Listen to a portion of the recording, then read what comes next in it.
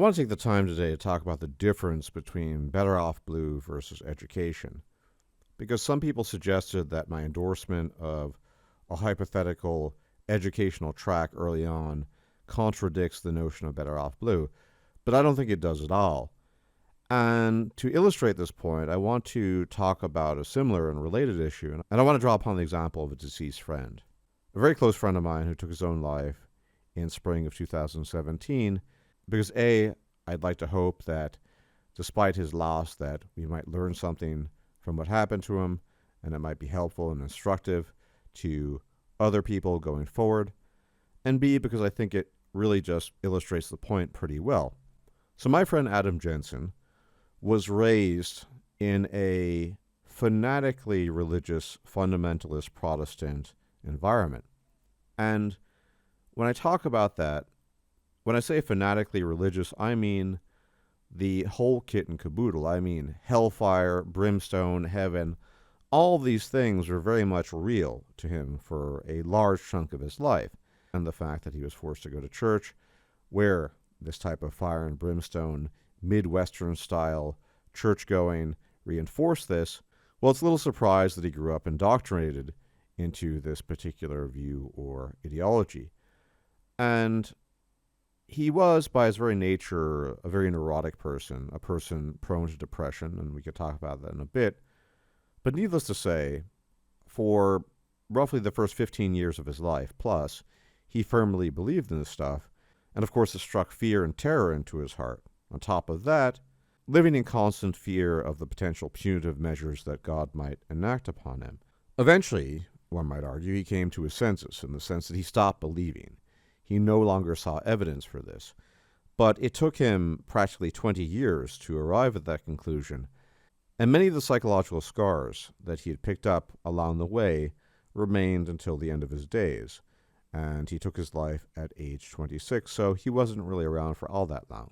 But the point I'm trying to drive home here is that a lot of the damage that was done to him psychologically was done during his formative years. He was, depending on what your theological perspective is here, told a pack of lies. He was told metaphysical untruths that nonetheless had a massive impact moving forward. He had to struggle with that. He had to struggle with all of those fears until his dying day. It led, for example, to a crippling fear of death, of annihilation, because of the very notion of ceasing to be. It seems like a terrible irony that he ended up taking his own life, but in addition to all these things, he was an alcoholic. He drank in order to cope, in addition to amphetamines and a number of other narcotics.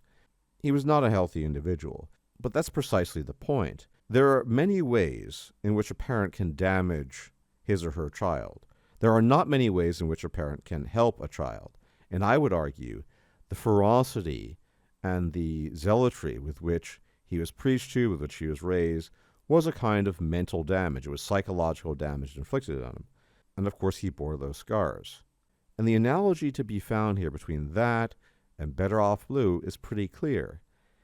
If you have received a consistent regimen of whatever, we'll just call it X, throughout your youth, into your teenage years, it's going to be that much more difficult, depending on the intensity of it, of course, to shrug that off, to deal with the consequences, particularly if it's been negative. So the analogy here is quite simple. We don't receive an actual education. Maybe had Adam Jensen received an education, say, in comparative religion, without all the crazy metaphysics, without all the unproven, unjustified claims that are made in the context of Christianity, maybe in that case he would have been a healthier individual. We'll never know. But in like fashion, what do we grow up with as men, particularly in my generation, as I'm pushing 50? What do we grow up with as men in terms of the diet of information we are fed with respect to the opposite sex? I'd argue it's a different type of indoctrination. What we receive is not education. It's predicated on fables, myths, and fairy tales. Nobody tells us the way it actually is. And that's the whole point of my previous video, of course, that education could, in fact, help a great deal.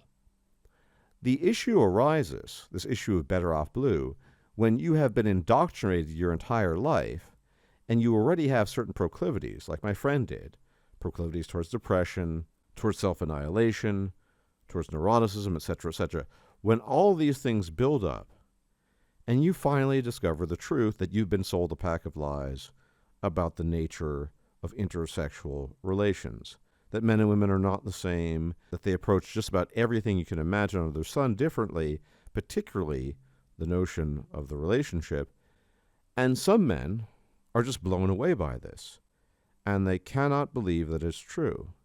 And it scars them. But why does it scar them? It scars them because they were fed a steady diet of lies throughout their life. And the longer these lies have persisted, the older the man, the worse it typically is as a result. So think about it. The guy who first discovers the truth at, say, 37, after his wife divorces him and he's had 2 children, and his entire life has been destroyed, everything has been shattered, versus a guy who discovers it, say, 17. These are huge differences. The stakes are not quite as high. Of course, the guy who's 37, depending on his natural, i.e. genetic inclinations, may or may not be able to deal with it particularly well, but many of them won't be. It is a shock to the system, precisely because there was no education. It was all based on a false belief. And when somebody throws reality at you, and you're not prepared for it, because you spent most of your life indulging this false belief, arguably in many cases, obviously, through no fault of their own, well, what do you do in that case? You end up suffering immensely. And that is effectively where the true notion of better off blue comes into play. This idea that there's some men who simply cannot receive this information. I subscribe to that too, under the condition that we don't have that education that I mentioned in the previous video, under the condition that we don't teach children and adolescents and teenagers and young adults the true nature of intersex relations. We don't. We feed both of them a huge pack of lies. Unfortunately, it's usually the men who suffer, because the consequences of accepting the lies in the case of men are oftentimes far more dire than they are for women. Sure, a woman might be disappointed when she finds out the truth behind the fairy tales, but in all likelihood, she's going to have a support system. She'll have her family, her friends, and she has all of society telling her that she's in the right and that she's okay. The man, on the other hand, he's usually all alone. He's got no support system. If he's lucky, he might have some friends, but his friends are going to be all male, so they're stuck in the same boat, basically. And the empathy gap kicks in. And yeah, it's a whole other can of worms. Anyway, as always, thank you for tuning in. Please leave a like, share, comment, subscribe. All that YouTube jazz. I'm eternally grateful. And if I'm still alive, I'll check you out later. Take care. May the gods watch over you. Bye-bye. If you liked this video, please like, share, and subscribe. And if you enjoy my content, please consider making a donation or becoming a patron. Thanks for watching.